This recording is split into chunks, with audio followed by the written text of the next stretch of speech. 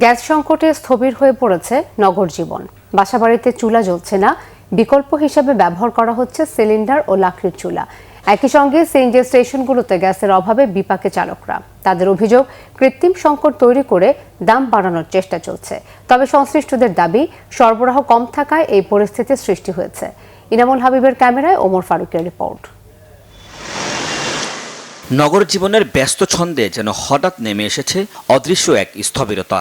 যে গ্যাসে জ্বলত সংসারের চুলা, যে গ্যাসে চলত হাজারো মানুষের জীবিকার চাকা, সে গ্যাসের সংকট কেড়ে নিচ্ছে স্বাভাবিক জীবনের নিশ্চয়তা।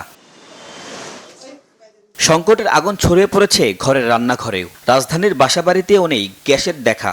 কেউ কেউ বাধ্য হয়েই ফ্ল্যাট বাসাতেই বেছে নিচ্ছেন লাকড়ির চুলা কিংবা সিলিন্ডার গ্যাস।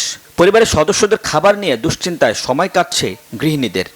একটা জ্বলাই নিবেলাম, এই দেখেন তাও নাই, দেখছেন কোনো গ্যাসই নাই। মানে এত পরিস্থিতিতে আমরা বসবাস করতেছি যে যেরকম পানি উঠে সেরকম গ্যাস নেওয়া, কারেন্ট নেওয়া, মানে সব দিক দিয়ে আমরা একটা যন্ত্রণা আছি। তো আমাদের সিলিন্ডার কিনতে হতেছে, সিলিন্ডারের যে ইউজ পরিমাণ খরচ, আসলে আমরা সেটা মানে ছেলে মেয়েদের খরচ করে পাচ্ছি না।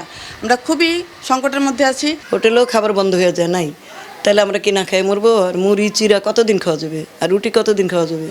তখন আমাদের গ্রামে যাইতেব বাসা ছেড়া। গাড়ির চাকা থেমে গেলেও থেমে নেই জীবনের হিসাব। আয়না থাকলেও মালিকের জমা ঠিকই দিতে হচ্ছে। হাতে টাকা নেই, অথচ অপেক্ষা করছে বাজারের ব্যাগ, সন্তানের স্কুলের খরচ, পরিবারের প্রয়োজন।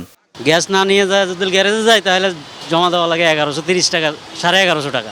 2 দিন ধরে কোনো বেতন পাই না, বাসায় কোনো বাজার নাই, খুব কষ্ট আছি। বউ বাচ্চা মা বাবা আছে, আমরা তাদেরকে যে কিছু ফ্যামিলির ভিতরে রুজি রোজগার করে দিব তাও পারতেছি না।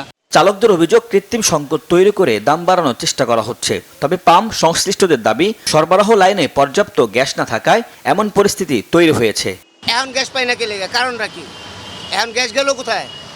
দীর্ঘ 17 বছর আগেও তো গ্যাস আসছিল। 50 টাকা, 80 টাকা, 70 টাকা, 100 টাকা গ্যাস ঢুকার গ্যাস নেই। এইরকম সিন্ডিকেট তৈরি হয়েছে গ্যাস পাম্পে। পাম্পওয়ালারা বলছে ভাই লাইনে গ্যাস নেই, গ্যাস দেওয়া যাবে না। 90% গ্যাস পাম্পই বন্ধ। সরবরাহ নাই বলতে গেলেই চলে, একেবারে নাই।